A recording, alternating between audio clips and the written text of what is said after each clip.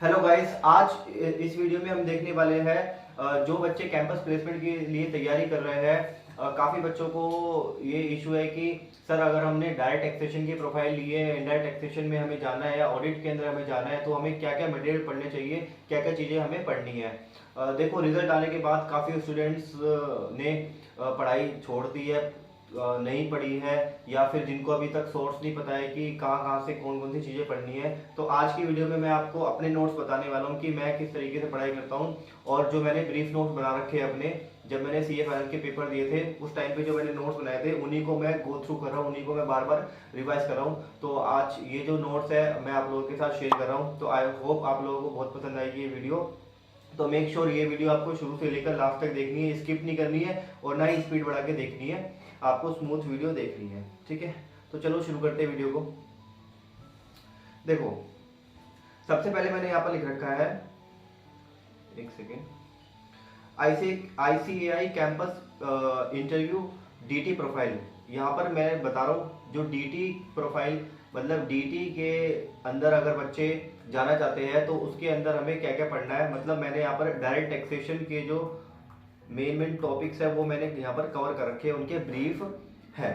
तो ये मैं आपको सुपर फास्ट रिवीजन करवाने जा रहा हूँ। देखो, सुपर फास्ट रिवीजन, अब मैंने इसके अंदर क्या क्या टॉपिक्स कवर कर रखे हैं। बेसिक कंसेप्ट, मतलब जो हमारे स्लैब रेट्स है वो सारी चीज़ हम देखेंगे।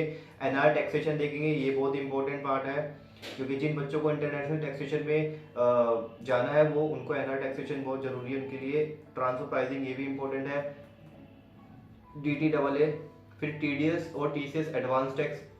अच्छा, यहाँ पर देख लो, इसकी मैंने एक अलग से एक वीडियो बना रखी है, इसकी एक सेपरेट वीडियो मैंने इसी YouTube चैनल पे डाल रखी है। तो अगर आपने वो वीडियोस नहीं देखी है तो आप वो वीडियोस भी देख सकते हो। इस पे मैंने क्या क्या करा रखा है, सारे सेक्शन करा रखे हैं TDS के, ऑल TDS सेक्शन। TCS की अभी नहीं करवाया है, TCS की अभी वीडियो अपलोड नहीं कर रखी है, और एडवांस टैक्स का मैंने इसके अंदर करा रखा है। तो अगर आपने ये वीडियोस नहीं देखी तो पहले ये वीडियो देख लीजिए, और अगर आप मेरे चैनल पे नए हो तो सबसे पहले सब्सक्राइब कर लीजिए और बेल आइकन को प्रेस कर दीजिए, ताकि मैं कोई भी वीडियो डालूँ तो आपको सबसे पहले वो मिल जाए।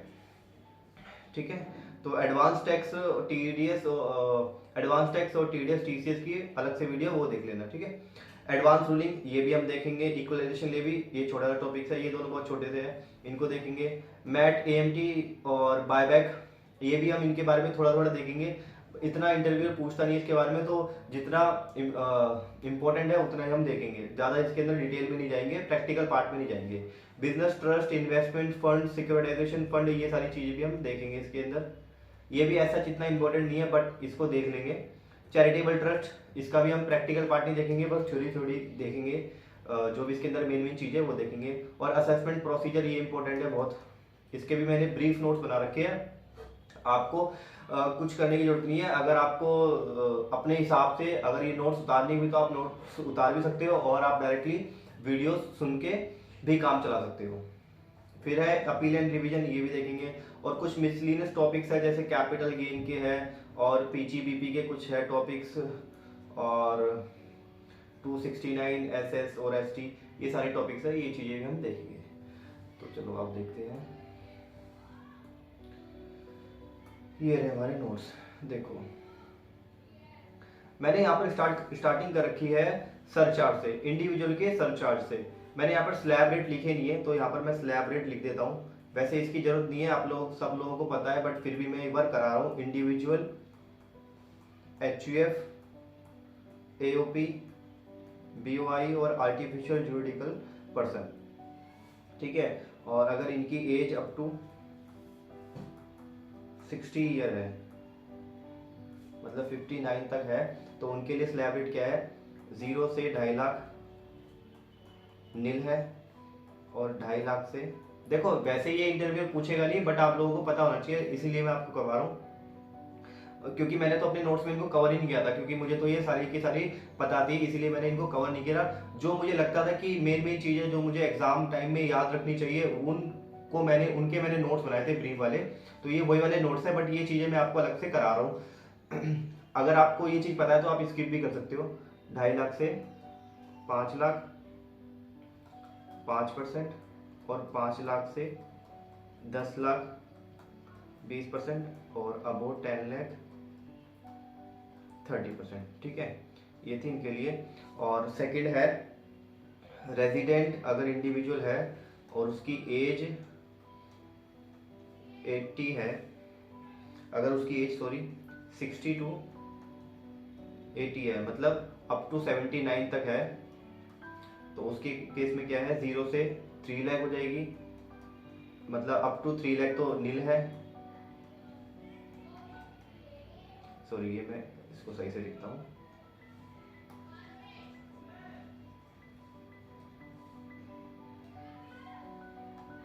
अप टू 3 लाख नील, और 3 lakh to 5 lakh 10%, sorry 3 lakh to 5 lakh 5% है, इसको हटा दो, 5%, और 5 लाख टू 10 लाख 20%, और अबाउट 10 लाख 30%, राइट। और थर्ड स्लैब रेट है, और अगर रेजिडेंट इंडिविजुअल, मतलब इसको बोलते हैं सीनियर सिटीजन, अगर ये सीनियर सिटीजन है तो ये वाला स्लैब रेट लगेगा। और अगर वो सुपर सीनियर सिटीजन है, सुपर सीनियर सिटीजन कौन होते हैं, जिनकी एज 80 और उससे ज़्यादा होती है, 80 और मोर होती है, तो उसके अंदर इनकी 5 लाख तक एग्जेम्प्ट होती है, अप टू 5 लाख नील, और 5 लाख टू 10 लाख 20%, और अबो 10 लाख 30%, ठीक है। तो ये इंडिविजुअल के स्लैब रेट थे।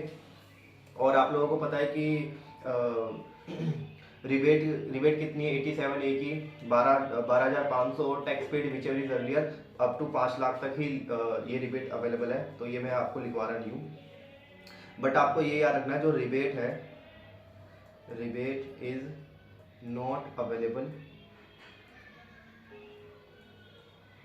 फॉर 112A, मतलब कैपिटल गेन का जो है, कैपिटल गेन ग्रैंड फादरिंग का जो सेक्शन है, उसके अंदर आपको रिबेट नहीं मिलेगी 87 की, ग्रैंड फादरिंग का जो है उसके अंदर रिबेट आपकी नहीं है, ठीक है। 87A नहीं मिलती, ये चीज़ आपको याद रखने की है, ठीक है। अब आ जाओ ऊपर। अब आपको मेन चीज़ ये याद रखनी है, इंडिविजुअल का सरचार्ज, क्योंकि इंटरव्यू ये क्वेश्चन पूछ लेते हैं कि इंडिविजुअल के सरचार्ज क्या है।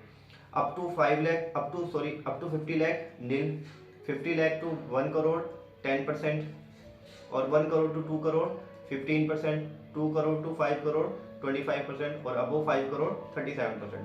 देखो मैंने कैसे याद रखा था, 50 लाख से 1 करोड़, 1 करोड़ से 2 करोड़, 2 करोड़ से 5 करोड़, और 5 करोड़ से ऊपर क्या था, नील 10, 15, 25, 37। अब मेन चीज तुम्हें ये याद रखनी है, ये जो 25% और 37% का जो रेट है, not apply to 11A, 111A और 112A एंड डिविडेंड्स, मतलब 25% और 37% का जो रेट है वो आपका 111A और 112A और डिविडेंड पे अप्लाई नहीं होता। अब ये 111A 112A क्या होते हैं, इसको हम आगे देखेंगे, आगे नोट्स में मैंने कवर कर रखा है। अब है कंपनी के केस में सरचार्ज क्या होता है, देखो इंडियन कंपनी और ये है फॉरेन कंपनी, ये इंडियन कंपनी है और ये है foreign company. Up to 1 crore, देखो 1 करोड़ तक तो कोई सरचार्ज नहीं है कंपनी के केस में, बट अगर 1 करोड़ से 10 करोड़ है तो इंडियन कंपनी में 7% रेट लगेगा, और अगर 10 करोड़ से ऊपर है तो 12% का रेट लगेगा, राइट। जबकि फॉरेन कंपनी में कम लगेगा, 2% और 5%। 2% कब लगेगा, 1 करोड़ से 10 करोड़ के बीच में अगर कंपनी की इनकम है, और अगर 10 करोड़ से ऊपर है तो 5% का रेट लगेगा, राइट। सरचार्ज फर्म के केस में, local authority, LLP, partnership firm के केस में क्या है, देखो up to 1 crore, up to 1 crore तो किसी का सरचार्ज है ही नहीं, ठीक है। और इन फर्म लोकल अथॉरिटी के केस में 1 करोड़ तक नील है, और 1 करोड़ से ऊपर है तो 12%, ठीक है। और एमएमआर, मैक्सिमम मार्जिनल रिलीफ कितनी है, मैक्सिमम मार्जिनल रेट कितना है, 30 प्लस 37 प्लस में 4%, ये 4% क्या है, सेस है, और ये सरचार्ज है, तो इसका इफेक्टिव रेट कितना आता है, 42.744%, ये हमारा एमएमआर है। अब देखो कुछ हमारी अनएक्सप्लेन्ड इनकम होती है, अनएक्सप्लेन्ड एक्सपेंडिचर जो होते हैं, उन पर कितना परसेंट टैक्स लगता है, 78% का टैक्स लगता है, और ये कैसे बना है, 60 प्लस 25 प्लस में 4%, राइट। अब आ जाओ फिफ्थ पे, कुछ हमारे स्पेशल रेट्स हैं उनको भी डिस्कस कर लेते हैं, क्योंकि ये भी कभी कभी इंटरव्यू में पूछ लेते हैं। वैसे मैंने अभी तक जितने भी इंटरव्यू दिए हैं तो किसी ने मेरे से अभी तक इसके बारे में तो कोई पूछा ही नहीं है, बट क्या है आप लोगों को बेसिक अंडरस्टैंडिंग होनी चाहिए। देखो 115 बी ए और 115 बी ए बी, 115 बी ए सी, ये हमारे 3 स्पेशल रेट्स है। ये ऑप्शनल है, ये याद रखना, ये क्या है हमारे ऑप्शनल है। देखो 115 बी ए डोमेस्टिक कंपनी के लिए है और वो भी एग्जिस्टिंग कंपनी के लिए है, कि अगर एग्जिस्टिंग कंपनी अपना रेट चेंज करना चाहती है, मतलब उसका रेट कितना है। वैसे तो कंपनी का रेट मैंने यहाँ लिख रखा है, आप अगर नीचे आओगे, ये रहा, पहले कंपनी का रेट देख लेते हैं। ये रहा रेट कंपनी के केस में क्या है। देखो वैसे तो 30% का रेट है कंपनी के केस में, बट अगर उसका प्रीवियस ईयर 18-19 का टर्नओवर अप टू 400 करोड़ है तो उसका 25% रेट होगा। ठीक है, नॉर्मल इंडियन कंपनी का जो रेट है, इंडियन कंपनी का जो रेट है वो 30% है, बट अगर उसका प्रीवियस ईयर 18-19 का टर्नओवर अप टू 400 करोड़ है तो उसका रेट कितना हो जाएगा 25%, मतलब कम हो जाएगा। और फॉरेन कंपनी का टैक्स रेट कितना है 40%, राइट। अब आ जाओ ये वाला, देखो 115 ए, एग्जिस्टिंग कंपनी को अगर नॉर्मल टैक्स रेट नहीं देना, अगर उसको स्पेशल रेट से देना है तो उसके लिए ऑप्शन क्या है, वो कितना टैक्स कितने रेट पर पे करेगी टैक्स। 22% टैक्स का है, टैक्स है, 10% का सरचार्ज और 4% का सेस। तो इसका इफेक्टिव रेट निकाल लेना। बाकी तुम्हें इफेक्टिव रेट याद करने की जरूरत नहीं है, बस तुम ये याद रखो टैक्स रेट कितना हो जाएगा उसका 22% हो जाएगा, और 10% सरचार्ज और सेस तो सब में सेम ही है। ये तुम्हें याद नहीं रखना, बस तुम्हें ये याद रखना है कि एग्जिस्टिंग कंपनी के केस में इसका रेट कितना है 22% है। 115 B A 115 B A B के अंदर कौन है, न्यू मैन्युफैक्चरिंग डोमेस्टिक कंपनी आती है जो इनकॉर्पोरेट हुई है 1 अक्टूबर 2019 के बाद। उसमें कितना है 15%, मतलब अगर नई मैन्युफैक्चरिंग कंपनी एस्टेब्लिश होती है तो उसमें रेट कम हो गया 15%। तो आप इसको ऐसे याद रख सकते हो, एग्जिस्टिंग कंपनी के लिए ज्यादा है 22% और नई के लिए कम है 15%, राइट। बाकी 10% और 4% तो सब में सेम है। अब आ जाओ, अच्छा देखो जब ये कंपनी स्पेशल रेट्स ऑप्ट करती है ना तो इनको काफी सारे बेनिफिट्स छोड़ने पड़ते हैं, वो अभी जरूरत नहीं है तुम्हें समझने की, वो इतना इंटरव्यू में पूछते नहीं है। ठीक है, मैं अभी तुम्हें मोटा मोटा लिमिट्स करा रहा हूँ, मेन चीजें करा रहा हूँ। 115 बीएससी है इंडिविजुअल्स के लिए, इसके लिए कुछ ऑप्शनल रेट्स है, जैसे मैं पहले रेट्स बताता हूँ। नील 5, 10, 15, 20, 25, 30। अब ये कैसे कैसे, अप टू 2.5 लाख नील, 2.5 लाख से 5 लाख 5%, 5 लाख से 7.5 लाख 10%, 7.5 लाख से 10 लाख 15%, और 10 लाख से 12 लाख 50,000 20%, 12.50 से 15 लाख 25%, और 15 लाख से ऊपर 30%। मतलब सबके अंदर इन सब में कितने कितने का गैप है, 2.5 लाख का गैप है। 2.5 लाख नील, 2.5 से 5, 5 से 7.5, 7.5 से 10, और 10 से 12.5, 12.5 से 15, और 15 से ऊपर।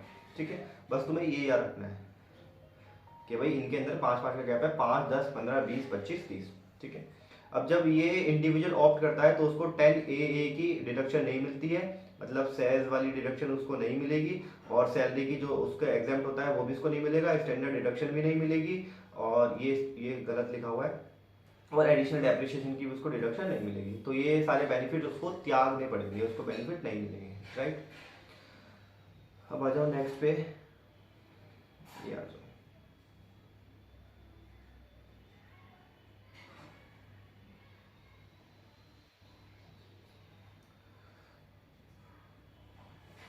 अब हम आ गए एनआर पे, एनआर टैक्सेशन। देखो ये बहुत इंपॉर्टेंट है, जिन बच्चों को इंटरनेशनल टैक्सेशन में आगे करियर बनाना है उनके लिए भी काफ़ी इंपॉर्टेंट है।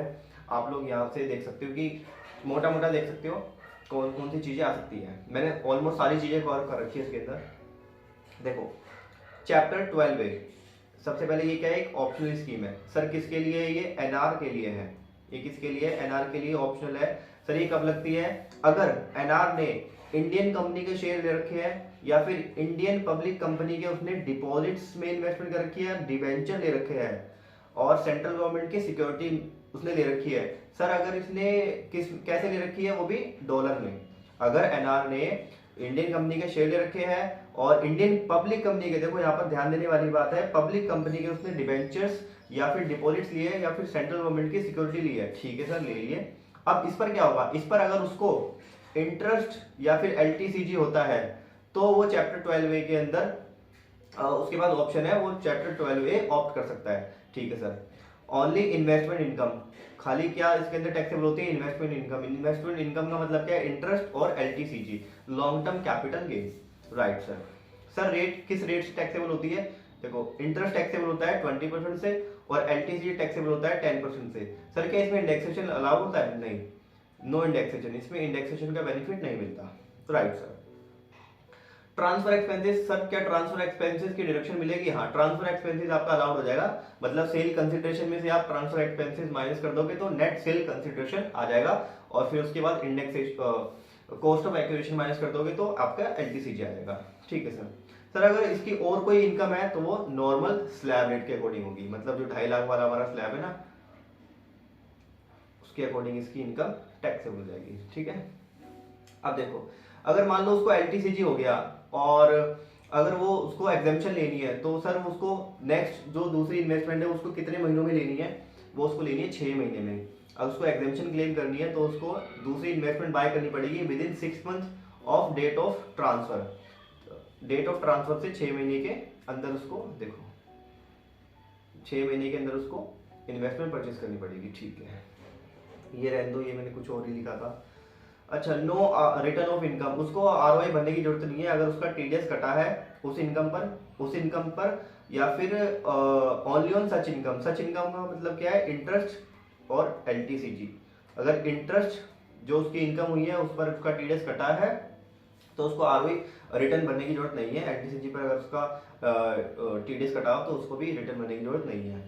सर अगर मान लो कि पहले एनआर था फिर वो रेजिडेंट बन गया, क्या उसके बाद भी वो चैप्टर 12 में ऑप्ट कर सकता है, हाँ अगर वो चाहे तो वो उसको अवेल कर सकता है, उसका बेनिफिट भी आगे ले सकता है। ये पॉइंट यहाँ पर कवर हो गया, ठीक है।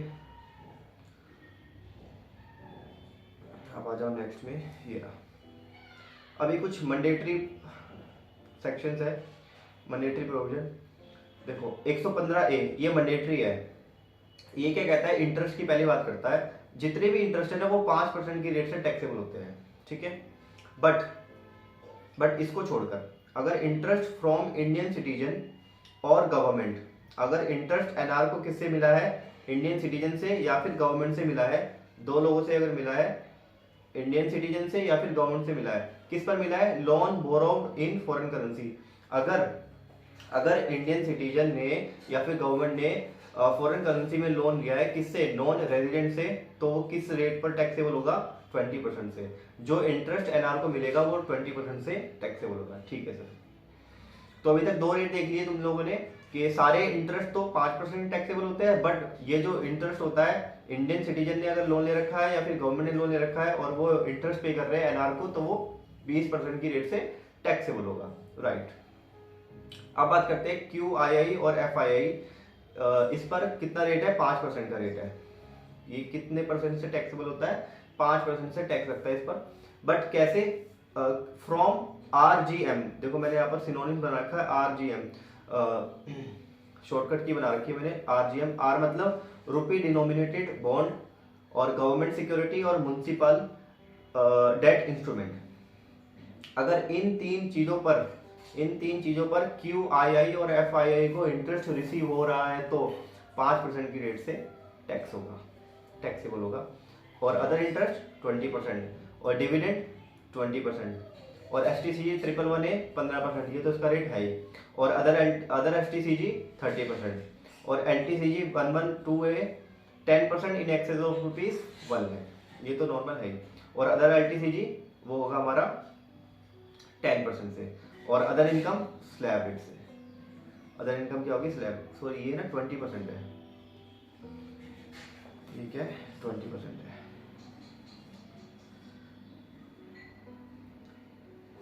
अच्छा अब आ जाओ एक और चीज ये रही, रॉयल्टी FTS। अगर मान लो नॉन रेजिडेंट को रॉयल्टी FTS रिसीव होती है, ठीक है, तो हमें चेक करना है उसका PE। अगर उसका PE इंडिया में है अगर उसका पी इंडिया में है तो as per normal provision 44 DA लगेगा, मतलब 40% की रेट से उसका रॉयल्टी एफटीएस टैक्सेबल हो जाएगी, उसको बुक्स मेंटेन करनी पड़ेगी और ऑडिट करवाना पड़ेगा। राइट सर, अगर उसका पी इंडिया में नहीं है तो 10% की रेट से रॉयल्टी एफटीएस टैक्सेबल हो जाएगी और कोई एक्सपेंसेस की डिडक्शन उसको नहीं मिलेगी।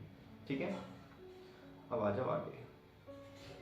तो कुछ प्रेजेंटिव इनकम्स है, इसको चेंज कर लेना, ये 172 नहीं है, ये 44B है और ये है 172 और ये 44BBA है। ठीक है, देखो पहले बात करते हैं 44B की। ये कंपलसरी सेक्शन है रेगुलर शिपिंग बिजनेस। अगर इसका रेगुलर शिपिंग बिजनेस है नॉन रेजिडेंट का, तो उसके अंदर क्या होगा, मैं बताता हूँ, एक सेकेंड।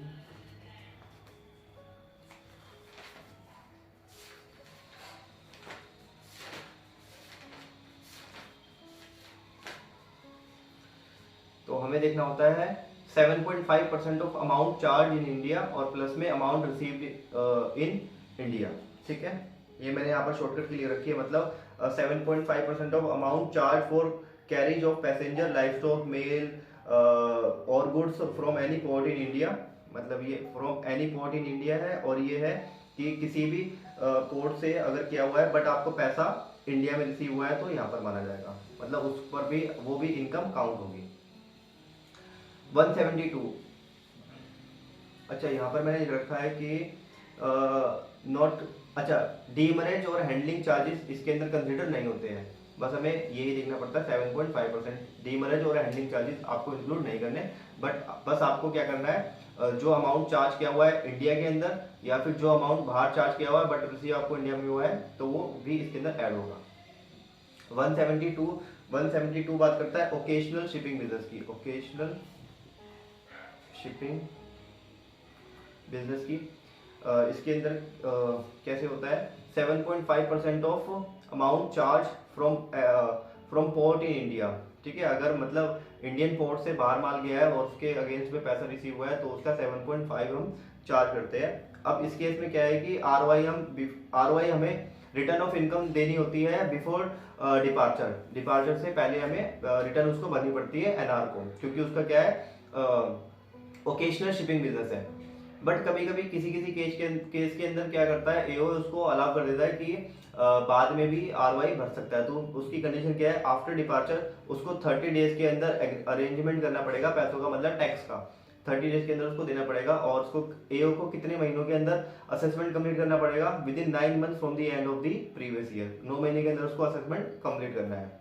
राइट सर, 44BBA इसका तो बस रेट ध्यान रख लो, 5% of amount charge in India या फिर अमाउंट रिसीव्ड इन इंडिया, इन दोनों को मिला के। और plant and machinery for extracting minerals इसका है 10% का रेट है, 10% ऑफ ग्रॉस रिसीव्ड्स। ठीक है, ये ऑप्शनल है। और प्लांट एंड मशीनरी फॉर टंकी प्रोजेक्ट्स इसका भी 10% ऑफ ग्रॉस रिसीव्ड्स, ये भी ऑप्शनल है। ठीक है, अब आ जाओ आगे। ये कुछ मैंने मैट का लिख रखा है, इसको जानने की जरूरत नहीं है, ये प्रैक्टिकल पार्ट है, इतना ही आएगा नहीं। अच्छा ये देख लो, head office expenses. Head office maximum कितना अलाउड होता है, 5% of adjusted total income. Adjusted total income कैसे निकलती है, इनकम ऑफ पी की इनकम आ जाएगी, ब्रॉड फॉरवर्ड लॉसेस ऐड हो जाएंगे, अनएब्जॉर्ब्ड डेप्रिसिएशन ऐड हो जाएगा, फैमिली प्लानिंग एक्सपेंसेस ऐड हो जाएगा और जो 44C के एक्सपेंसेस है वो ऐड हो जाएंगे और हेड ऑफिस एक्सपेंसेस जो आपने इनकर करा है वो भी ऐड हो जाएगा। तो इसको हम बोलते हैं ATI, एडजस्टेड टोटल इनकम। अब इसका हमें निकालना है 5%, मैक्सिमम इतना हमें अलाउ होगा। ठीक है, बस अब आ जाओ, ये रहा कैपिटल गेन। देखो एनआर के केस के अंदर कैपिटल गेन निकालने का अलग से एक तरीका होता है, वो आप लोगों ने पढ़ा होगा, बट मैं आपको यहाँ पर मोटा मोटा बता रहा हूँ। एज सच इंटरव्यू इतना पूछेगा नहीं कि कैपिटल गेन कैसे निकालते हैं। देखो कैपिटल गेन असेट, इसकी कंडीशन क्या है, असेट बॉट इन डॉलर। आप कंडीशन पहले है कि जो असेट्स खरीदी गई है वो डॉलर में होनी चाहिए। ठीक है सर, इस केस के अंदर ट्रांसफर नहीं बना था, अमलगमेशन के केस में, डीमर्जर के केस में, या फिर bonds, GDR, RDB sold by NR to another NR outside India, in 3 case के अंदर ट्रांसफर नहीं माना जाएगा, कैपिटल गेन अराइज नहीं होगा। पहला क्या है, अमलगमेशन के केस में, डीमर्जर के केस में, या फिर एक एनआर दूसरे एनआर को आउटसाइड इंडिया बॉन्ड्स, जीडीआर या फिर आरडीबी, आरडीबी मतलब है रुपीज डिनोमिनेटेड बॉन्ड, अगर सेल कर रहा है, ट्रांसफर कर रहा है, तो वो कैपिटल गेन पर नहीं लगेगा, राइट। अब देखो कुछ केस के अंदर डीम्ड इनकम मानी जाती है एनआर की डीम्ड इनकम मानी जाती है। पहला है प्रॉपर्टी लोकेटेड इन इंडिया, जो आपकी प्रॉपर्टी इंडिया में लोकेट है। पहली कंडीशन क्या है, अगर आपकी प्रॉपर्टी लोकेटेड है इंडिया के अंदर, ठीक है। इफ वैल्यू डेराइव सब्सटेंशियली, देखो अगर ये है वोडाफोन वाला केस, ये उसकी वजह से आया था, ये वोडाफोन केस है, इसके अंदर बस ये रख लो कि अगर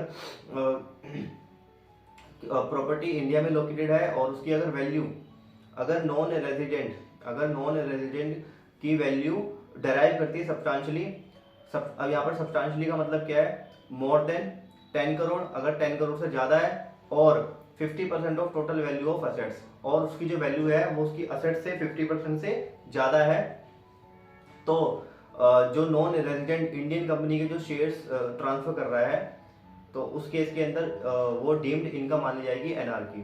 देखो यहाँ लिखा है if transferor holds more than 5% share in such company, और ये भी कब माना जाएगा, अगर जो ट्रांसफरर है वो ट्रांसफरी कंपनी के अंदर 5% से ज्यादा शेयर होल्ड करता है, तभी डीम्ड इनकम मानी जाएगी, अदरवाइज नहीं मानी जाएगी, राइट। अब आ जाओ नीचे,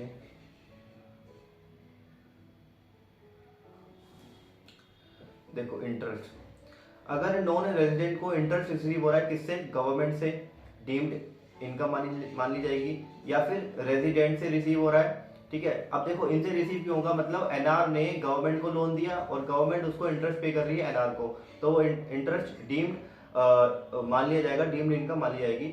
और इंटरेस्ट अगर रेजिडेंट पे कर रहा है किसको, एनआर को, और जो उसने लोन लिया है, ये है लोन, कि अगर गवर्नमेंट ने लोन लिया है उस पर इंटरेस्ट पे कर रही है तो वो डीम्ड इनकम मानी जाएगी।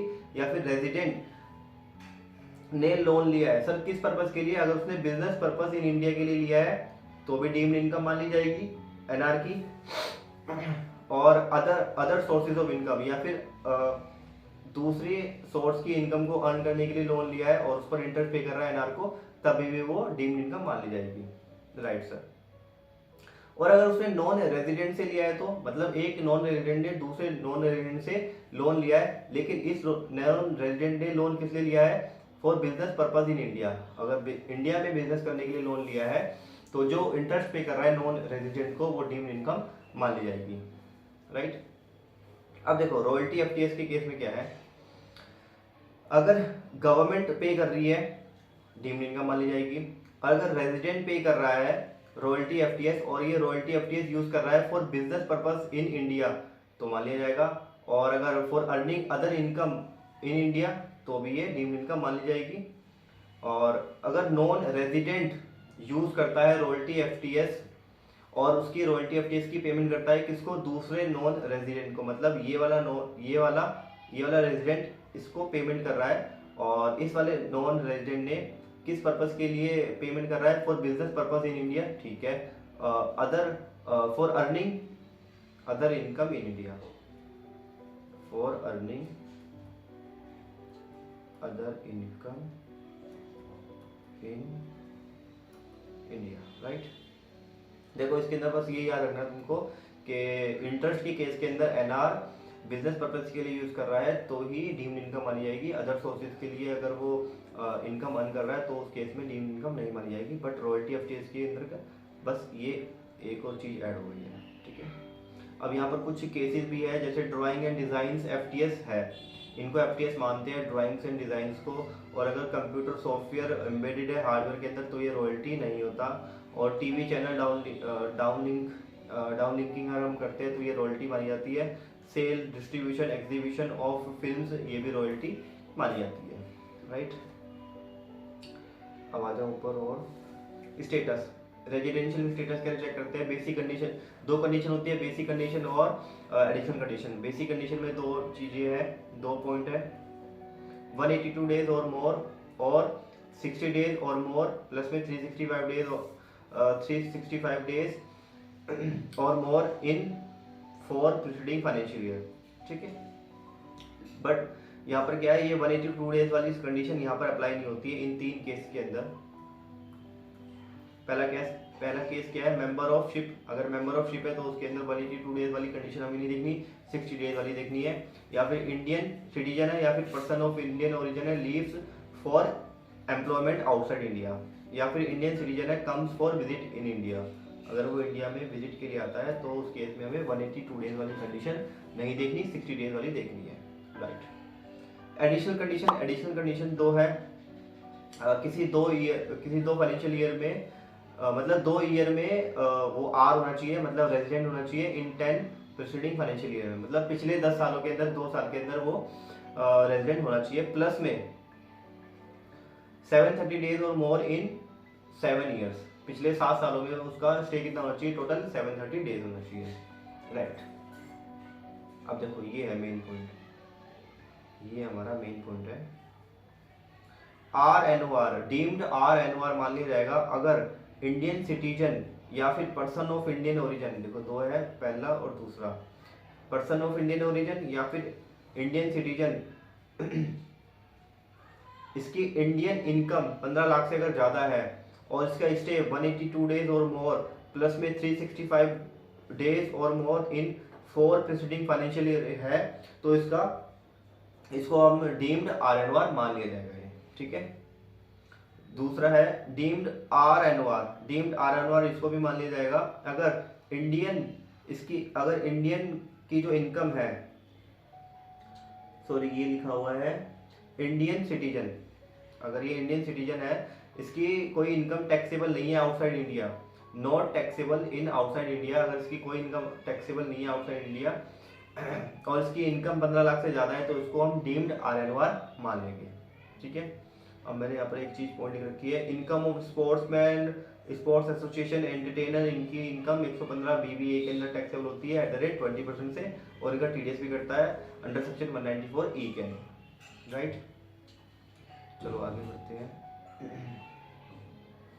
अब ये देखो मैंने कुछ ट्रांसफर प्राइसिंग के भी मेन लिमिट लिख रखी है, सारी चीज नहीं लिखी मैंने, मेन चीजें कवर करी है। जैसे एसोसिएट एंटरप्राइजेस की डेफिनेशन 92A के अंदर है, और इसके अंदर लिमिट्स क्या क्या है, अगर एक एंटरप्राइज दूसरे एंटरप्राइज के अंदर 26% और मोर की वोटिंग पावर होल्ड करती है तो ये होगा।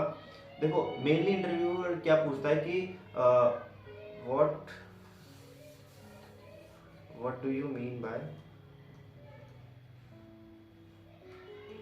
एसोसिएट एंटरप्राइज कौन कौन सी होती है, तो आप लोगों को ये लिमिट्स बतानी है।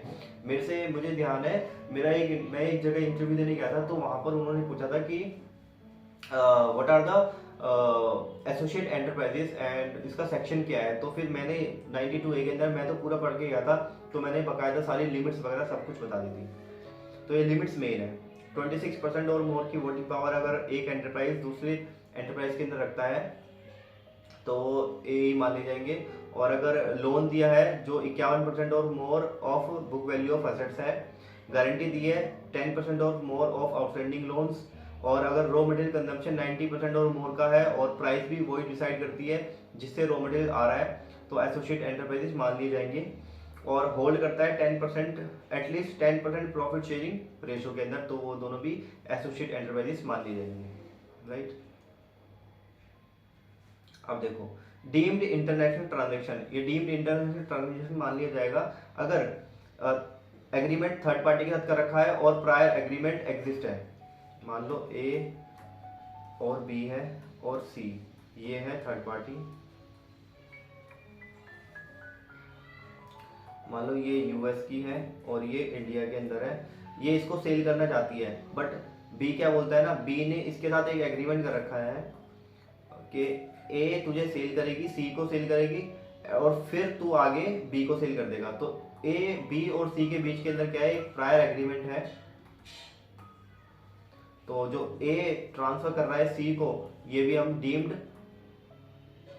ट्रांजैक्शन मान लिया जाएगा और ट्रांसफर प्राइसिंग का इसके अंदर प्रोविजन अप्लाई हो जाएगा, राइट। अब देखो यहाँ पर कुछ मेथड्स मैंने रखे हैं, methods of arms length pricing, comparable uncontrollable pricing method, ये कप मेथड है, इसके बारे पास तुम्हें तो अभी नाम नाम याद रखना है, इसके अंदर का कंटेंट वो पूछते नहीं है, ये प्रैक्टिकल पार्ट है मेनली। कप मेथड है, रीसेल प्राइस मेथड है, कॉस्ट प्लस मेथड है, और transactional transactional net margin method है, प्रॉफिट स्प्लिट मेथड है, राइट। नेक्स्ट आ जाओ रेंज कंसेप्ट। अब रेंज कंसेप्ट में भी दो चीजें है कि अगर आपकी रेंज अप टू 5 है, अगर आपके ALP आर्म्स लेंथ प्राइस 5 है, या और फिर दूसरा केस है अगर 6 और उससे ज़्यादा है। देखो ये भी इतना ऐसा कुछ आता नहीं है, ये भी प्रैक्टिकल वाला पार्ट है, इंटरव्यू ये भी नहीं पूछ सकता, तो मुझे लगता है कि ये पूछेगा, इसलिए मैं करा भी नहीं रहा। अगर आप लोगों को पढ़ना है तो आप लोग इसमें से पढ़ लेना, समझ में आ जाएगा नोट्स में। ये देख लो, केसेस वेयर AO में डिटरमाइन आर्म्स लेंथ प्राइस। कौन कौन से केसेस है जिनके अंदर AO arm's length price determine करेगा? पहला है fails to compute arm's length price. अगर SSC फेल हो जाता है आर्म्स लेंथ प्राइस को ALP को डिटरमाइन करने में, तो AO डिटरमाइन करेगा खुद। Compute but not reliable data, उसने कंप्यूट तो किया बट उसका डेटा रिलायबल नहीं था, तो AO उसका ALP कैलकुलेट करेगा।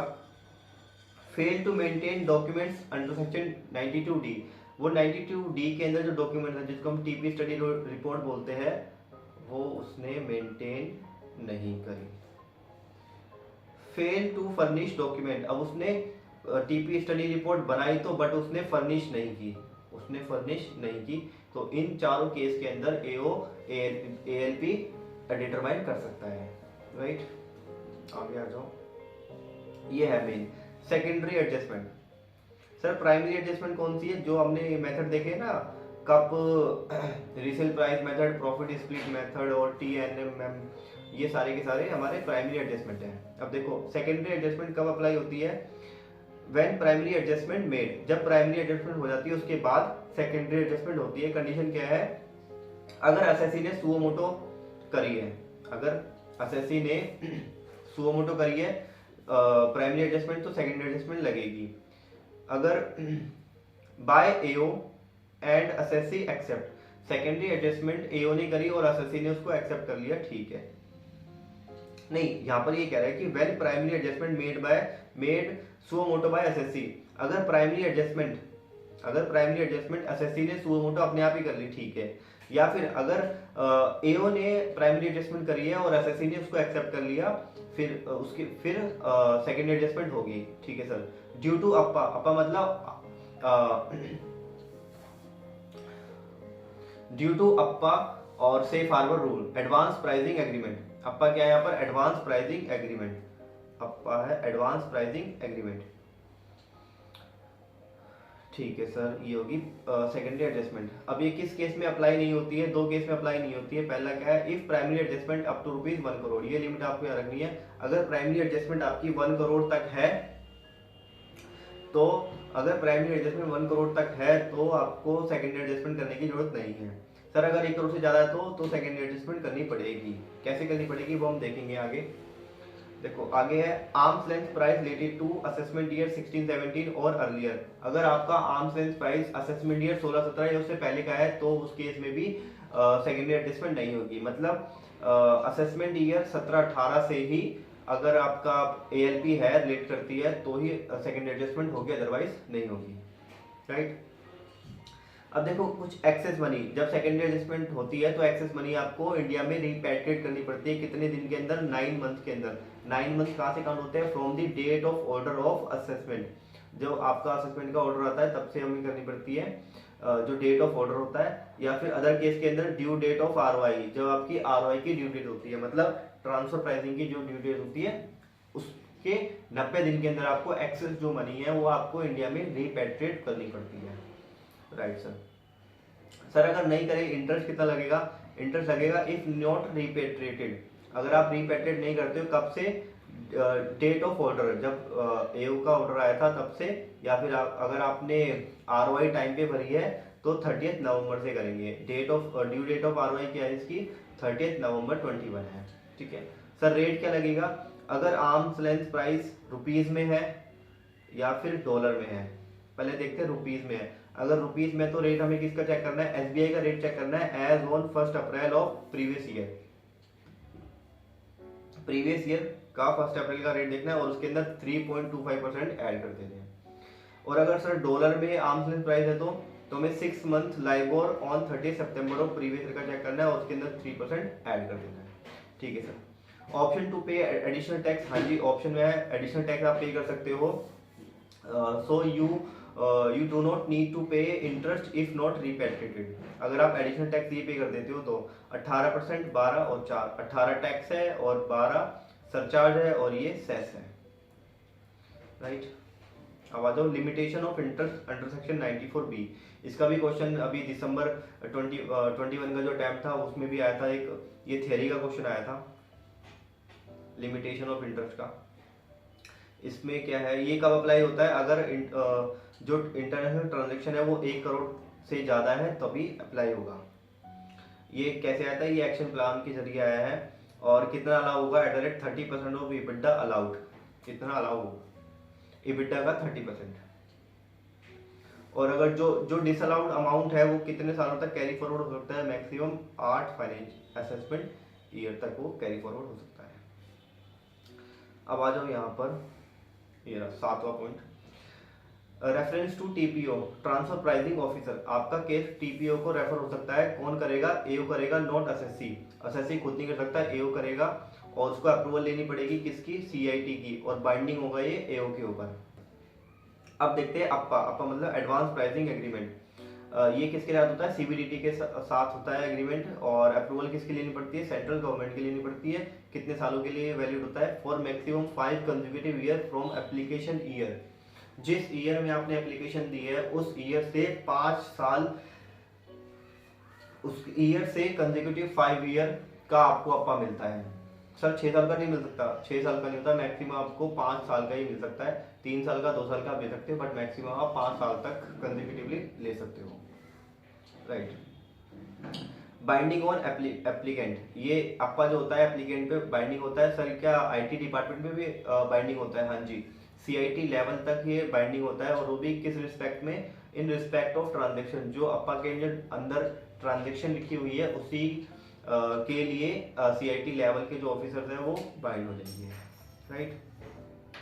अब देखो रोल बैक प्रोविजन, ये भी बहुत इंपॉर्टेंट है। मेरे से भी एक बार इंटरव्यू में पूछा था रोल बैक के बारे में और अप्पा के बारे में मेरे से पूछा था। रोल बैक मैक्सिमम आप कितने साल के लिए ले सकते हो, maximum for preceding financial year from application year. जब आपने अप्लाई किया है, आपके एप्लीकेशन ईयर से पिछले 4 सालों तक आप रोल बैक ले सकते हो। और सर ये किस फॉर्म में होता है, फॉर्म 3C ED में, 3 सैडा में होता है। मैंने इसको ऐसे याद रखा है, 3 सैडा में रोल बैक मिलता है। और इसकी फीस कितनी होती है, 5 लाख की होती है। और roll back provision same transaction, मतलब रोल बैक आपको कब मिलेगा, सेम ट्रांजेक्शन होनी चाहिए। हाँ जी देखो,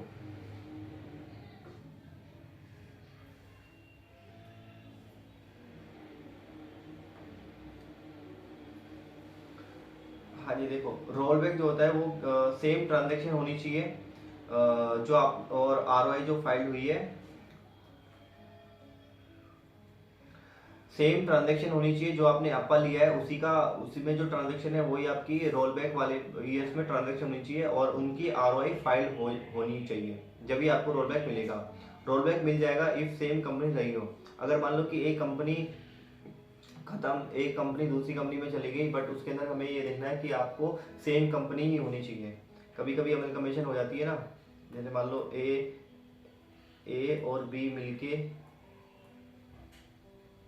A लिमिटेड होगी, तो ये A पहले थी और ये ही बाद में भी हो गई, तो सेम कंपनी रही ना, तो इसको रोल बैक मिल जाएगा।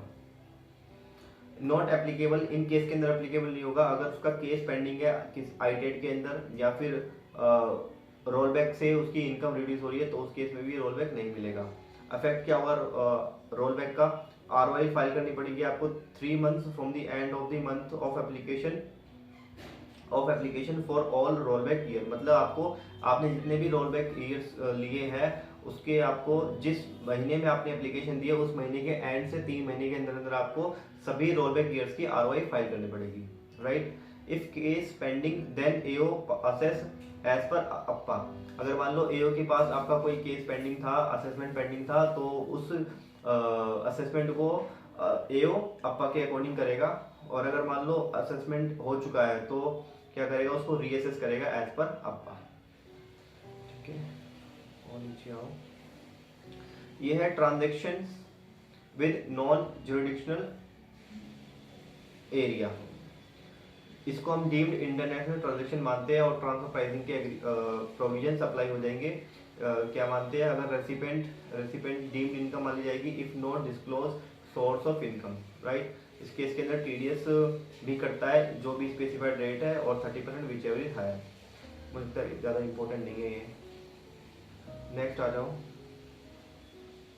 हाँ, ये है डॉक्यूमेंट्स क्या क्या मेंटेन करने पड़ेंगे, वो आप, इसका सेक्शन क्या है 92D। इसको हम बोलते हैं टीपी स्टडी रिपोर्ट। और ये कब आपको मेंटेन करना पड़ता है, अगर आपकी ट्रांजैक्शन वैल्यू 1 करोड़ से ज़्यादा है, अब ₹1 करोड़। अगर आपकी ट्रांजैक्शन वैल्यू 1 करोड़ से ज़्यादा है तो आपको डॉक्यूमेंट्स मेंटेन करने पड़ेंगे, मतलब टीपी स्टडी रिपोर्ट बनानी पड़ेगी। इफ रिक्वायर्ड बाय एओ या फिर सीआईटी, अगर सीआईटी या फिर एओ आपसे मांगता है तो आपको 30 दिन के अंदर ये देनी पड़ेगी, अदरवाइज आपको पेनल्टी लगेगी। कितने रुपए की, कितने की, 2% of transaction value, right.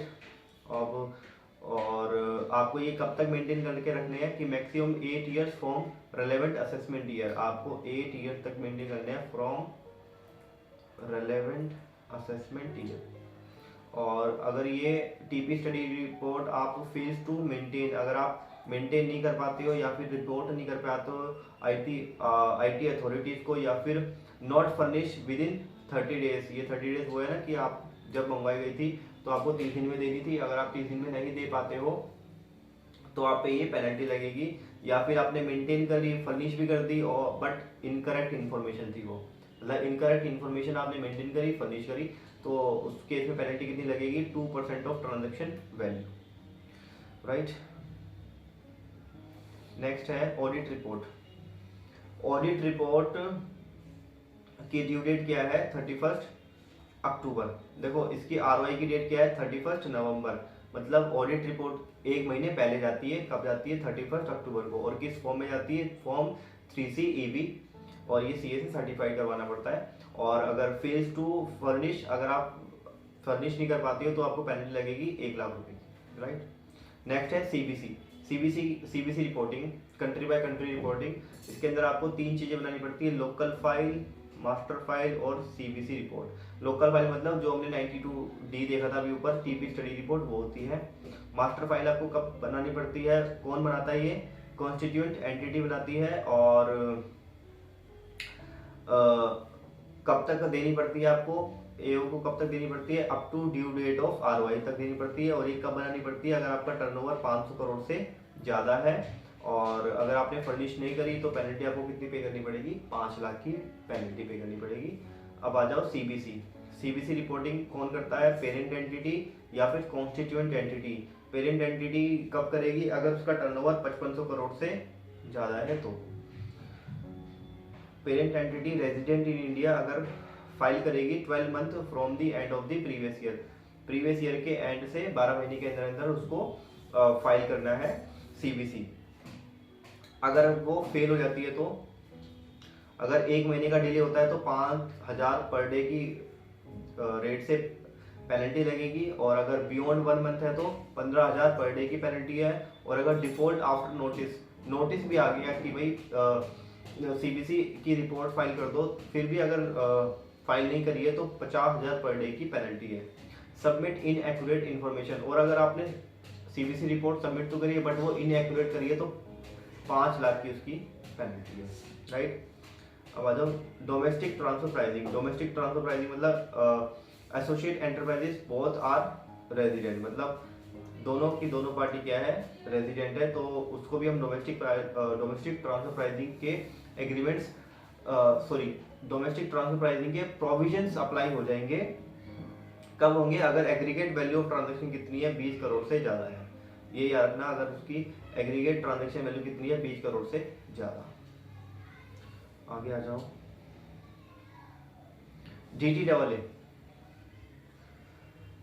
DTAA के अंदर टाइप्स ऑफ डबल टैक्सेशन देखो, एक तो होता है इकोनॉमिक डबल टैक्सेशन और दूसरा होता है जुरिडिक्शनल डबल टैक्सेशन। पहले बात करते हैं इकोनॉमिक डबल टैक्सेशन की। ये होता है जब आपकी सेम इनकम दो डिफरेंट पर्सन के हाथ में टैक्सेबल होती है, तो वो इकोनॉमिक डबल टैक्सेशन होता है। इस केस के अंदर कोई डबल टैक्सेशन रिलीफ नहीं मिलती है। जुरिडिक्शनल डबल टैक्सेशन क्या होता है, एक ही पर्सन की, एक ही बंदे की इनकम दो दो कंट्री के अंदर टैक्सेबल होती है ड्यू टू रेजिडेंस रूल और सोर्स रूल। तो इस केस के अंदर डबल टैक्सेशन की रिलीफ मिलती है। देखो, रिलीफ अंडर 91 के अंदर रिलीफ कैसे मिलती है, उसकी क्या कंडीशंस है। पहला है असेसी रेजिडेंट होना चाहिए इंडिया का, और उसने आउटसाइड इंडिया इनकम अर्न करनी चाहिए, और वो टैक्सेबल होनी चाहिए, और उस पर टैक्स पे होना चाहिए, और DTAA एग्जिस्ट नहीं होना चाहिए। अगर ये कंडीशन सेटिस्फाई होती है तभी DTAA के प्रोविजन अप्लाई होंगे। और उसको फर्निश करना पड़ेगा TRC। TRC क्या होता है, tax residency certificate, tax residency certificate. उसके अंदर उसको नाम बताना पड़ेगा, स्टेटस बताना पड़ेगा, एड्रेस आउटसाइड इंडिया बताना पड़ेगा, टिन बताना पड़ेगा, और period for which residential status is applicable वो बताना पड़ेगा। अब आ जाओ आगे। पीई की डेफिनेशन क्या है, बिजनेस प्रोसेस, बिजनेस और प्रोफेशन होली और partially carried out in India includes branch office, ये है work shop, factory, outlet, place of extraction. अब अगर पीई इंडिया में है, तो नॉर्मल प्रोविजन लगेंगे 44A वाले, जो हमारे PGB के प्रोविजन है वो लगेंगे। अगर इंडिया में नहीं है तो नॉट टैक्सेबल, जब उसका बिजनेस ही मतलब पीई इंडिया में नहीं है तो टैक्सेबल होगा ही नहीं। नेक्स्ट है व्हेन नो DTAA एग्रीमेंट, फिर भी रिलीफ 91 जैसी मिलेगी। मतलब ये वो कह रहा है कि एग्जाम पॉइंट ऑफ व्यू से था, मैंने ये पॉइंट इसलिए लिखा था कि देखो, अगर DTAA एग्जिस्ट नहीं करता, अगर DTAA एग्जिस्ट नहीं करता तो हमें 91 की रिलीफ मिलती है। बट मेरे को यहाँ लिखना था अगर DTAA एग्जिस्ट करता है, व्हेन DTAA एग्रीमेंट जब होता है तो फिर भी 91A वाली जैसी ही रिलीफ उसको मिलती है। मतलब वही हम लोअर रेट देखते हैं ना। अब आ जाओ एडवांस रूलिंग। देखो, एडवांस रूलिंग के अंदर सबसे पहले आपको एप्लीकेशन कौन कौन दे सकता है, नॉन रेजिडेंट अपनी टैक्स लायबिलिटी को डिटरमाइन करवाने के लिए, रेजिडेंट दे सकता है फॉर टैक्स लायबिलिटी, अपनी टैक्स लायबिलिटी को डिटरमाइन करवाने के लिए अगर उसकी ट्रांजैक्शन वैल्यू 100 करोड़ से ज़्यादा है, ठीक है। और ये है रेजिडेंट। एक resident on behalf of non resident, मतलब रेजिडेंट एनआर के बिहाफ पे भी एप्लीकेशन दे सकता है। और resident PSU public sector undertaking computation of its total income, वो अपनी टोटल इनकम के लिए एप्लीकेशन दे सकता है कि भाई कैसे कंप्यूट करनी है। और एनी अदर पर्सन, कोई और भी दे सकता है, whether agreement is impermissible avoidance agreement, ये चेक करवाने के लिए भी वो एप्लीकेशन दे सकते हैं। सर इसकी फी कितनी है, देखो रेजिडेंट PSU की फीस कितनी है, ₹10,000, मतलब सबसे कम तो इसी की है। और ट्रांजैक्शन वैल्यू, अब अदर्स के लिए क्या है, अगर transaction value up to 100 crore तक है तो 2 लाख है, और 100 करोड़ और 300 करोड़ के बीच में है तो 5 लाख है, और 300 करोड़ से ऊपर है तो 10 लाख है। ठीक है सर हमें कितनी कॉपीज देनी पड़ती है, 4 कॉपीज देनी पड़ती है। सर 4 कॉपीज क्यों, बताऊंगा अभी आगे। और आपने एप्लीकेशन दे दी, क्या सर हम अपनी एप्लीकेशन को विड्रॉ भी कर सकते हैं? हाँ जी, विड्रॉ कर सकते हो विद इन 30 डेज, 30 दिन के अंदर आप विड्रॉ कर सकते हो। प्लस में आपको एक्सटेंशन भी मिल सकता है अगर आपने सफिशिएंट कॉज शो किया है तो।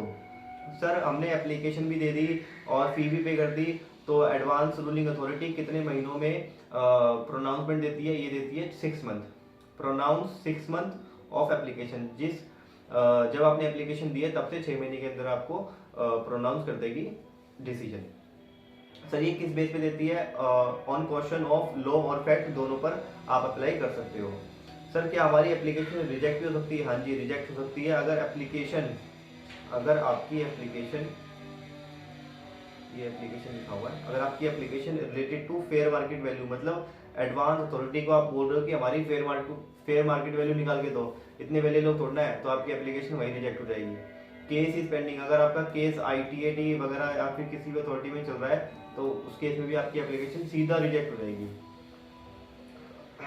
Tax for avoidance of transaction, for avoidance of tax, आप ऐसा एग्रीमेंट कर रहे हो, ऐसी एप्लीकेशन दे रहे हो जिसके अंदर अवॉइडेंस हो रहा है टैक्स का, तो वो भी आपकी एप्लीकेशन रिजेक्ट हो जाएगी, राइट। अब देखो ये 4 कॉपीज में एप्लीकेशन आपको क्यों देनी पड़ती है, क्योंकि यहाँ पर 4 मेंबर होते हैं। पहला है chairman, vice chairman, revenue member और लॉ मेंबर। चेयरमैन कौन होता है, कौन कौन हो सकता है, जज ऑफ सुप्रीम कोर्ट या फिर chief justice of high court, और इसकी एज कितनी है, मैक्सिमम इसकी एज 70 हो सकती है। और वाइस चेयरमैन कौन हो सकता है, जज ऑफ हाई कोर्ट का जज वाइस चेयरमैन बन सकता है। और रेवेन्यू मेंबर IRS जो ऑफिसर होते हैं वो रेवेन्यू मेंबर होते हैं। और लॉ मेंबर कौन होते हैं, डिस्ट्रिक्ट जज या फिर डिस्ट्रिक्ट जज एंड एडिशनल डिस्ट्रिक्ट जज जिसके पास 10 साल का एक्सपीरियंस हो, वो बन सकते हैं। सर इनकी एज क्या है, आपने चेयरमैन की तो एज बता दी 70 ईयर है मैक्सिमम, बस इन तीनों की एज कितनी है, मैक्सिमम 65 ईयर। ये एक अमेंडमेंट थी, ये तुम्हें याद रखना है। वैसे इंटरव्यू इतना डीपली पूछते नहीं है, बट फिर भी मैं तो यहाँ पर रिवीजन करवा रहा हूँ, तो रिवीजन के मकसद से आपको ये पता होना चाहिए। अब देखो बेंच, इसकी बेंच में कितने लोग इन्वॉल्व होते हैं, कितने लोग कंप्राइज करते हैं। चेयरमैन या फिर वाइस चेयरमैन दोनों में से एक होगा, एक रेवेन्यू मेंबर होगा और एक लॉ मेंबर होगा। और इसकी मैक्सिमम टर्म कितनी होती है, मैक्सिमम 4 साल तक होती है, राइट। अब देखते हैं इक्वलाइजेशन लेवी। देखो इक्वलाइजेशन लेवी कहाँ से आया था, BEPS एक्शन प्लान 1 से आया था। इसके अंदर दो पॉइंट है। फर्स्ट पॉइंट है ऑनलाइन सर्विसेज पर ये लगता है। ये कब लगता है, देखो अगर NR having no PE in India, एक NR ऑनलाइन सर्विसेज दे रहा है, एडवर्टीजमेंट की सर्विसेज दे रहा है, किसको, रेजिडेंट को या फिर नॉन रेजिडेंट को। ऐसे नॉन रेजिडेंट को दे रहा है जिसका इंडिया में PE है। तो इन दोनों को, क्योंकि ये सर्विस रेसिपेंट है और ये सर्विस प्रोवाइडर है, तो इन सर्विस रेसिपेंट को डिडक्ट करना पड़ेगा 6% का इक्वलाइजेशन लेवी। और ये कब करना पड़ेगा, जब उनकी ट्रांजैक्शन वैल्यू 1 लाख से ज़्यादा होगी तब, ठीक है। किस रेट से, 6% से। अगर मान लो कि इन सर्विस रेसिपेंट ने ये पर्सनल पर्पस के लिए लिया था, तो उस केस में इक्वलाइजेशन लेवी डिडक्ट नहीं करना। पर्सनल पर्पस में इक्वलाइजेशन लेवी नहीं लगता, बिजनेस पर्पस में ही लगता है। और सर अब कलेक्ट तो कर लिया हमने, अब ये जमा कब तक करानी है, 7th ऑफ नेक्स्ट मंथ तक जमा करानी है। मतलब जैसे आप TDS जमा कराते हो वैसे आपको 7th ऑफ नेक्स्ट मंथ तक जमा करानी है, ठीक है सर। सर क्या होगा कि अगर डिले पेमेंट, अगर हमने डिले कर दी पेमेंट करने में, 7th को पेमेंट करनी होती है, लेकिन हमने अगर डिले कर दिया तो क्या होगा, इंटरेस्ट लगेगा 1% पार्ट ऑफ द मंथ से, ठीक है सर। नेक्स्ट पॉइंट है नॉन डिडक्शन। अगर मान लो कि आपको डिडक्ट करना था बट आपने डिडक्ट नहीं करा, तो उस केस में पेनल्टी क्या लगेगी, ये है पेनल्टी लगेगी इक्वल टू लेवी। जितनी आपको डिडक्ट करना था उतनी आपकी पेनल्टी लग जाएगी। और आपने डिडक्ट नहीं करा तो जाहिर सी बात है आपने पेमेंट भी नहीं करी होगी, तो आप पेमेंट पे भी आपको पेनल्टी पे करनी पड़ेगी। कितनी, 100 rupees per day. But maximum कितनी होगी, जितनी आपकी लेवी है, जितनी आपकी इक्वलाइजेशन लेवी बनती है उतनी मैक्सिमम पेनल्टी होगी, राइट। अब देखो इसका दूसरा है ऑनलाइन गुड्स। ऑनलाइन गुड्स अगर नॉन रेजिडेंट सेल करता है, ये क्या है, having no PE in India. अगर इसका PE इंडिया में नहीं है, जैसे Amazon और फ्लिपकार्ट, इनका PE इंडिया में नहीं है, तो अगर ये सर्विस दे रहे हैं किसी रेजिडेंट को या फिर किसी ऐसे बंदे को सर्विस दे रहे हैं जो इंडिया का IP एड्रेस यूज कर रहा है, तो उस केस के अंदर इनको भी इक्वलाइजेशन लेवी डिडक्ट करनी पड़ेगी। सर किस रेट से डिडक्ट करनी पड़ेगी, 2% से डिडक्ट करनी पड़ेगी।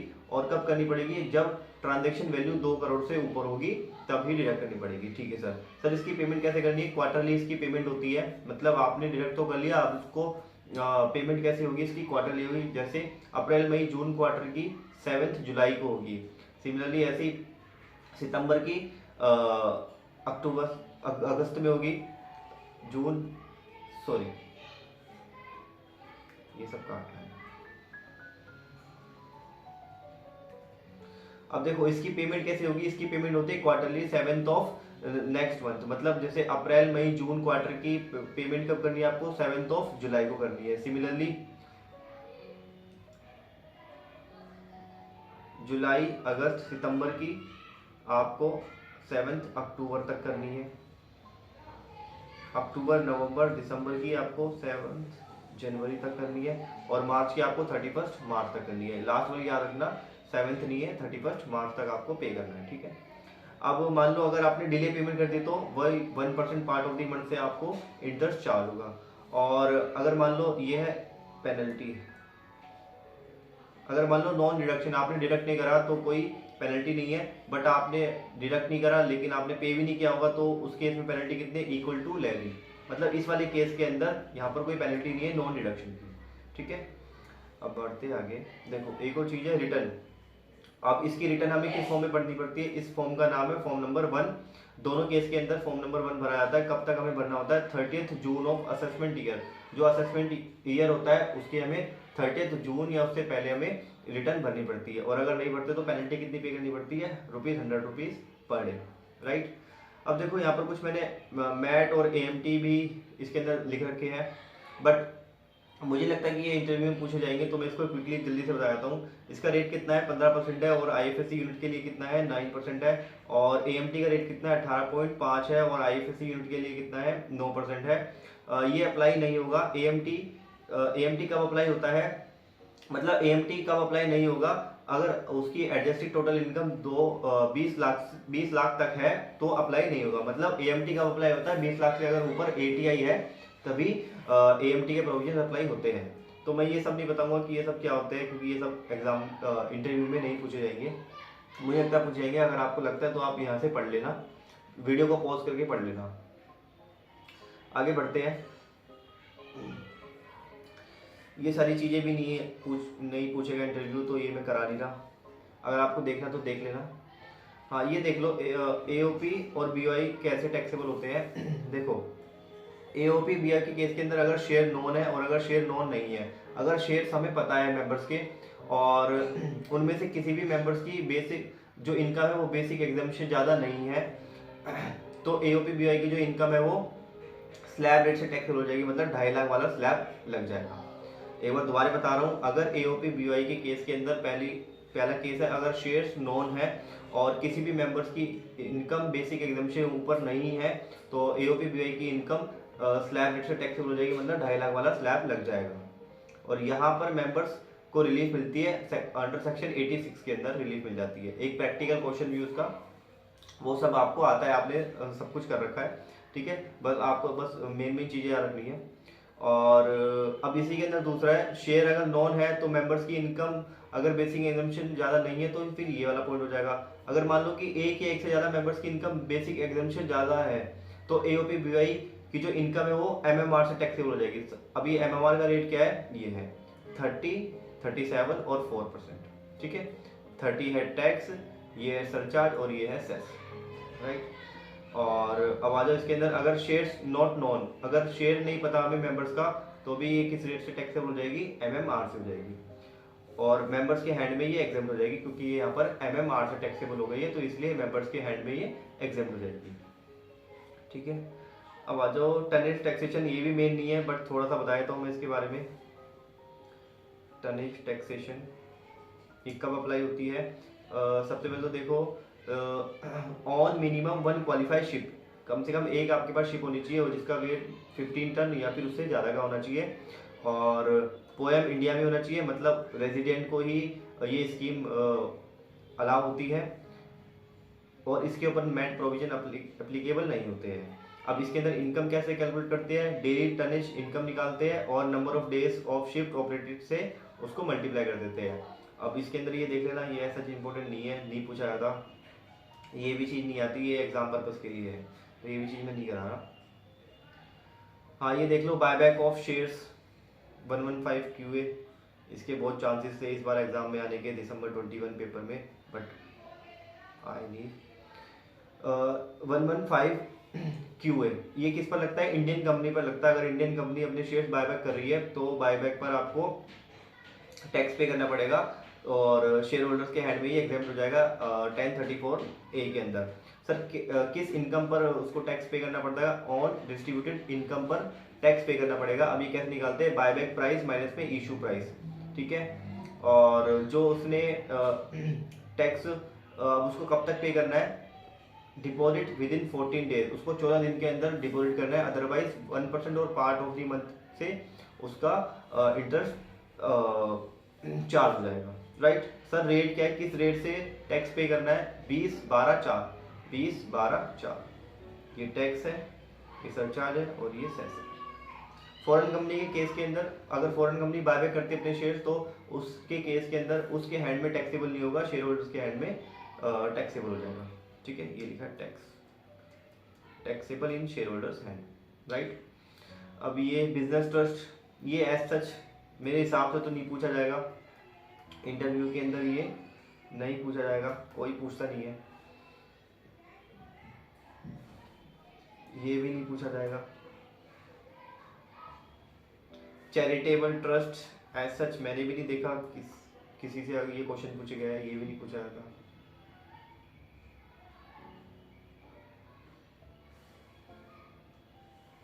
ये चीजें भी नहीं आती है। अगर आपको पढ़ना है तो वीडियो को पॉज करके पढ़ लेना। और बाकी मैं ये जो नोट्स मैं जिनसे करा रहा हूँ, इस नोट्स का भी मैं लिंक आपको डिस्क्रिप्शन बॉक्स में भी दे दूंगा। और टीडीएस और टीसीएस और एडवांस टैक्स की जो वीडियोस है मैंने इसी चैनल पर डाल रखी है, उसका लिंक भी मैं डिस्क्रिप्शन बॉक्स में दे दूंगा और आई बटन पे भी दे दूंगा। देखो ये टीडीएस, ये देख लेना, टीडीएस कब जमा होता है, टीसीएस कब जमा होता है, ये सब मैंने उसी वीडियो में करा रखा है ऑलरेडी। वीडियो अपलोडेड, सी डिस्क्रिप्शन बॉक्स, उसमें मैंने ये करवा रखा है। ये वही टीडीएस के सेक्शंस है, मैंने समरी लिख रखी थी टीडीएस के सेक्शंस की। मैंने जब प्रिपेयर किया था तो मैंने सारे के सारे सेक्शन में याद करके गया था, उनके रेट याद करके गया था, लिमिट याद करके गया था। ये भी चीजें वही है। हाँ, ये है मेन असेसमेंट। अब देखो असेसमेंट प्रोसीजर, सबसे पहला है स्पेशल ऑडिट। स्पेशल ऑडिट कौन करवाता है? यहाँ पर ये अगर मैं इसको हटा तो एक सेकंड,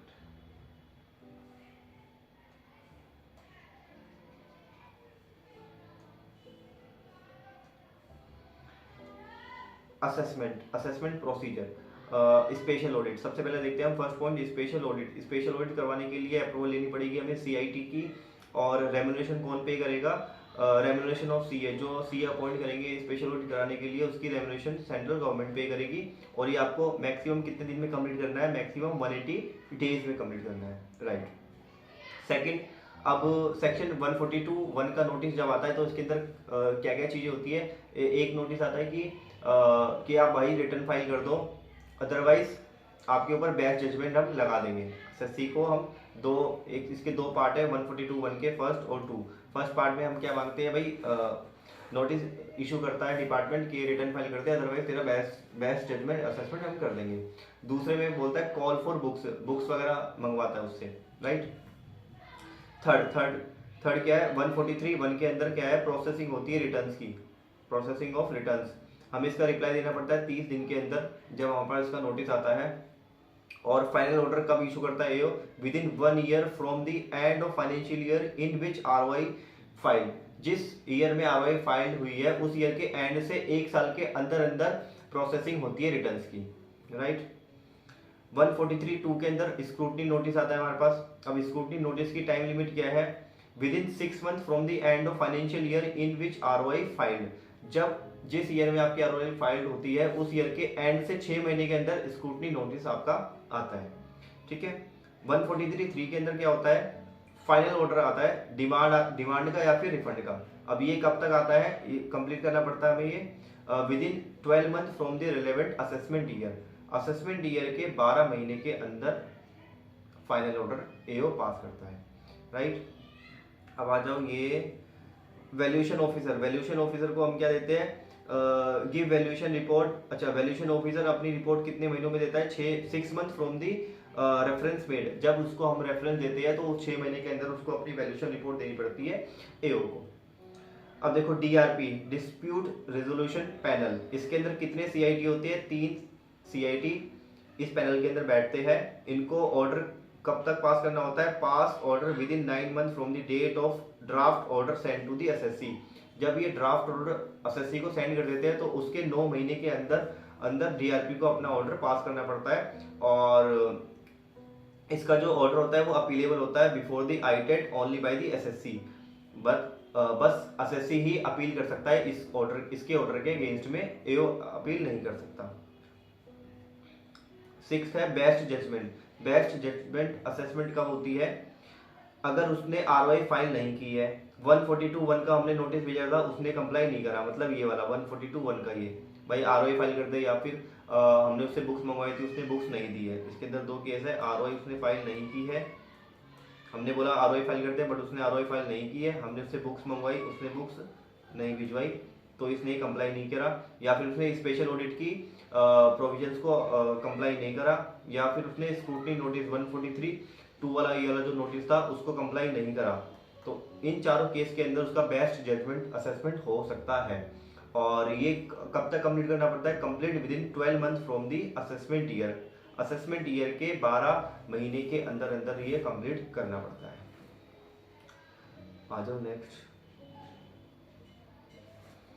9th है रीओपनिंग ऑफ केसेस, मतलब इनकम एस्केपिंग। इनकम एस्केपिंग किस सेक्शन में होती है? सेक्शन 147 में होती है। 148 में नोटिस सर्व होता है, और 149 के अंदर टाइम लिमिट दे रखी है। नोटिस टाइम लिमिट दे रखी है कि आपको कितने साल का हमें डेटा मंगवाना है। देखो, normal 4 year of assessment year, normal हमें 4 असेसमेंट ईयर के पिछले 4 साल के आपके रीओपनिंग हो सकती है। बट अगर आपकी इनकम 1 लाख से ज्यादा एस्केप हो रखी है तो 6 साल भी हो सकते हैं। नॉर्मल तो कितनी है? 4 साल, बट अगर आपकी इनकम एस्केपिंग 1 लाख से ज्यादा है तो 6 साल भी हो सकती है। और अगर आपकी इनकम एस्केपिंग फॉरेन असेट से रिलेटेड है तो वो 16 साल भी हो सकती है। राइट सर, इसका हमें असेसमेंट कब तक कंप्लीट करना पड़ता है, मतलब एओ को कब तक इसका असेसमेंट कंप्लीट करना पड़ता है? एओ को पास करना पड़ेगा order 12 month from the order under section 148। 148 में जो ऑर्डर इशू किया था उसके 12 महीने के अंदर असेसमेंट कंप्लीट करना पड़ेगा। Right now come to the search and seizure. Search and seizure हुई थी आपकी सेक्शन 132 की सर्च हुई थी, फिर उसके बाद क्या हुआ? अब असेसमेंट होगा उस कंपनी का, तो आपको आरओआई फाइल करनी पड़ेगी। ROI from 6 year of relevant assessment year of previous year in which search started, मतलब जिस साल में आपकी सर्च शुरू हुई थी उस प्रीवियस ईयर के असेसमेंट ईयर से पिछले 6 साल की आपको आरओआई फाइल करनी पड़ेगी। ठीक है सर बस पिछले 6 सालों की करनी पड़ेगी? हाँ जी, 6 सालों की करनी पड़ेगी, बट हो सकता है आपको 6 साल बाद और 10 साल से पहले, मतलब देखो यहाँ लिख रखा मैंने relevant year 4 year after 6 year but up to 10 years. इसको मैं एक एग्जांपल समझाऊंगा, इसके लिए अभी वेट करो, एक एग्जांपल है नीचे उससे समझाऊंगा।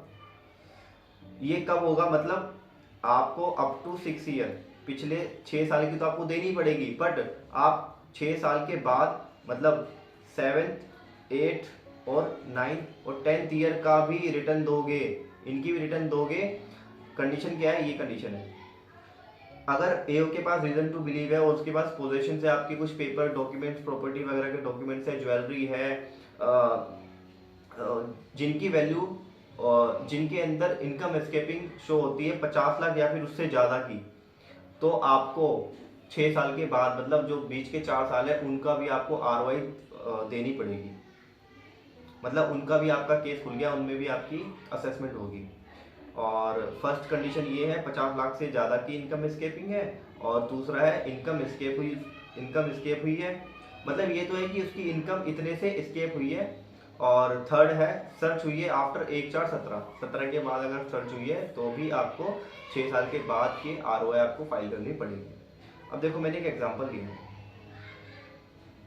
आपको एक इंटरेस्टिंग चीज़ बताता हूँ। अभी रिजल्ट आने से पहले मैंने एक कंपनी को ज्वाइन कर रखा था, ये कंस्ट्रक्शन कंपनी थी। तो इनका क्या हुआ था ना, पिछले साल इनकी रेट बढ़ी हुई थी, तो वहाँ पर इनके केस खुले हुए थे। तो जब मेरी ज्वाइनिंग हुई थी तो उस टाइम पे जो डायरेक्टर थे कंपनी की प्रोफाइल जब बता रहे थे तब उन्होंने हमें बताया था कि हमारे 100 से 150 असेसमेंट्स खुले हुए हैं। मतलब जब उनकी कंपनी में रेट हुई थी, क्योंकि उनकी काफ़ी सारी कंपनी है, 10-15 कंपनी है, तो इन सब के असेसमेंट खुल गए थे और इनके 100 से 150 असेसमेंट खुल गए। तो उन्हीं के ऑर्डर को बनाने में पूरी की पूरी अकाउंट्स टीम लगी हुई थी, और इन नालायक की अभी तक 20-21 की बुक्स ही फाइनल नहीं हुई थी, और अभी भी जो लास्ट डेट गई है अभी भी इन्होंने 20-21 की बुक्स फाइनल नहीं करी है। हो सकता है ये मार्च के आसपास करेंगे फाइनल। ठीक है, चलो एक एग्जांपल देखते हैं। ये वाला देखो, जैसे मैंने माना है सर्च ईयर, प्रीवियस ईयर 20-21 के अंदर सर्च हुई थी, इसका असेसमेंट ईयर क्या है 21-22। ठीक है सर, तो यहाँ से मुझे देखना है 6 साल। 6 साल क्या हो गए, 20-21, 19-20, 18-19, 17-18, 16-17, 15-16। तो ये 6 साल की तो मुझे आरओआई फाइल करनी ही पड़ेगी। बट अगर मेरी ये तीनों कंडीशन फुलफिल होती है तो मुझे इसके पीछे के और 4 साल की भी आरओआई फाइल करनी पड़ेगी। जैसे इसके पीछे के 4 साल और कौन से हो गए, 14-15, 13-14, 12-13 और 11-12, इन चारों ईयर की भी आरओआई फाइल करनी पड़ेगी। ठीक है सर एओ को असेसमेंट कब कंप्लीट करना है, एओ को असेसमेंट कंप्लीट करना है with in 12 month of completion of search. जब आपकी सर्च मतलब जब आपकी रेड हुई थी, जब खत्म हुई थी उससे 12 महीने के अंदर, या फिर 1 year from the and in which order of search nullified. जब आपका सर्च का ऑर्डर क्या हो गया था, नलिफाई हो गया था, उसके 1 ईयर के एंड में, विच एवर इज लेटर, इनमें से जो भी बाद में होगा, तब तक एओ को असेसमेंट पास करना है। ठीक है सर,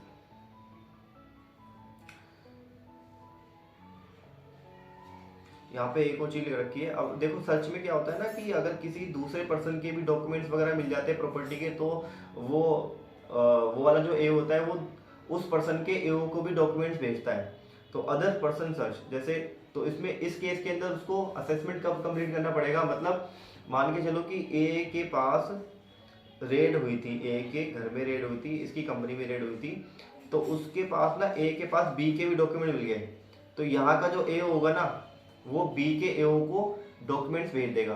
तो अब इसका एओ इसके ऊपर भी असेसमेंट करेगा। तो इसको कितने टाइम में असेसमेंट कंप्लीट करनी है, उसका टाइम लिमिट है ये with in 12 month of completion of search. 12 महीने जब सर्च कंप्लीट हुई है उसके 12 महीने के अंदर, या फिर 12 month from end of month in which AO intimate to another AO having jurisdiction. समझ में आ गई बात, इनमें से जो भी लेटर है उस डेट तक उसको एओ को असेसमेंट कंप्लीट करना है, राइट। अब ये रेक्टिफिकेशन ऑर्डर वगैरह ये सब नहीं पूछेंगे शायद, और ये इनकम टैक्स सेटलमेंट कमीशन ये भी इंटरव्यू में नहीं पूछते, अगर तुम्हें पढ़ना है तो पढ़ लेना। अपील्स वगैरह ये सब भी नहीं पूछते। डिडक्शंस वगैरह ये सब भी नहीं करवाऊंगा मैं, ये सब भी नहीं पूछे जाते। मिसलिनियस में ये देख लो 269 SS और 269 T। 269 SS मतलब एक्सेप्ट कर रहे हो या फिर आप डिपॉजिट ले रहे हो 20,000 से ज़्यादा सिंगल पर्सन से, कैश के अंदर आप नहीं ले सकते। और आप 269 T बात करता है आप कैश में किसी को पेमेंट भी नहीं कर सकते 20,000 से ज़्यादा। और 269 ST बात करता है लोन की, एक्सेप्ट आप नहीं कर सकते या डिपॉजिट नहीं ले सकते, और या फिर किसी प्रॉपर्टी अगर आप परचेज कर रहे हो तो उसके अगेंस्ट में आप 2 लाख रुपए से ज़्यादा किसी को पे नहीं कर सकते। ये 269 ST बात करता है 2 लाख की। ठीक है, और ये सब छोड़ दो। देखो मैंने यहाँ पर एक प्रोविजनल अटैचमेंट लिख रखा है, प्रोविजनल अटैचमेंट का भी क्वेश्चन आया था। नहीं, डीटी के अंदर प्रोविजनल अटैचमेंट का क्वेश्चन नहीं आया था, आईडीटी में आया था, सॉरी ये डीटी में नहीं आया था, आईडीटी में आया था। आगे बढ़ो। पीजीबीपी के मैंने कुछ प्रोविजन लिख रखे हैं यहाँ पर कि कैश एक्सपेंसिस 10,000 से ज़्यादा अलाउड नहीं है, ट्रांसपोर्टर के केस में 35,000 है, और अगर आप रिटायर्ड एम्प्लॉय को पेमेंट कर रहे हो, उसकी फैमिली को पेमेंट कर रहे हो तो 50,000 इन कैश आप दे सकते हो उसको। और डेप्शन के रेट मैंने लिख रखे हैं, ये बहुत ज़रूरी है। बिल्डिंग के केस में अगर रेजिडेंशियल बिल्डिंग है तो 5% का रेट है, और कमर्शियल बिल्डिंग है तो 10% का रेट है, इसको हम जनरल रेट बोलते हैं। और अगर टेम्परेरी स्ट्रक्चर है तो 40% का रेट है। फर्नीचर के केस में 10% का रेट है, इंटेंजिबल एसेट्स 25% है, प्लांट एंड मशीनरी जनरल 15% है, और मतलब EPBX office equipments motor car ये सब वगैरह 15% में आती है। और अगर मोटर कार हायरिंग बिजनेस के लिए है तो 30% का रेट है, और 40% का रेट है पॉल्यूशन कंट्रोल इक्विपमेंट, और UPS, monitor, CPU, computer hardware, software वगैरह जो होते हैं, बुक्स, अपैरल्स वगैरह, और ये एनुअल सब्सक्रिप्शंस, ये सारी 40% का रेट है इनका, और शिप्स का है 20% का रेट। तो ये लर्न कर लेना, ये बहुत इंपॉर्टेंट है। वैसे तो क्या पता पूछ ले, कुछ नहीं पता इंटरव्यू का। कैपिटल गेन ऐसा जितना इम्पोर्टेंट है नहीं।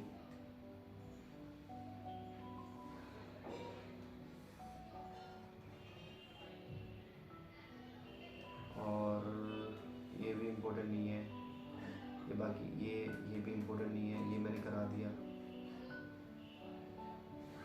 ये मैंने पॉइंट लिख रखा था, हाउस प्रॉपर्टी का लॉस मैक्सिमम 2 लाख तक सेट ऑफ हो सकता है, और बाकी आप कैरी फॉरवर्ड हो जाएगा नेक्स्ट ईयर। तो बस इतना ही है, तो बस इतना ही है।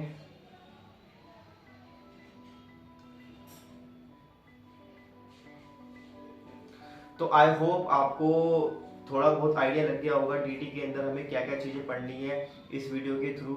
तो अगर आपको और भी इस तरह की वीडियो चाहिए, अगर आपको आईडीटी के ऊपर भी वीडियो चाहिए, जीएसटी के ऊपर, तो आप मुझे कमेंट सेक्शन में लिखकर बताओ कि आपको वो वीडियो चाहिए, और आपको ये वाली वीडियो कैसे लगी वो भी मुझे कमेंट सेक्शन में बताना।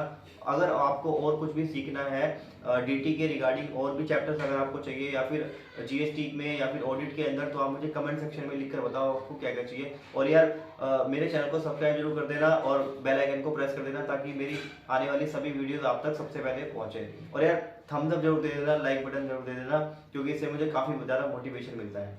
ओके, थैंक यू, बाय, मिलते हैं नेक्स्ट वीडियो के अंदर।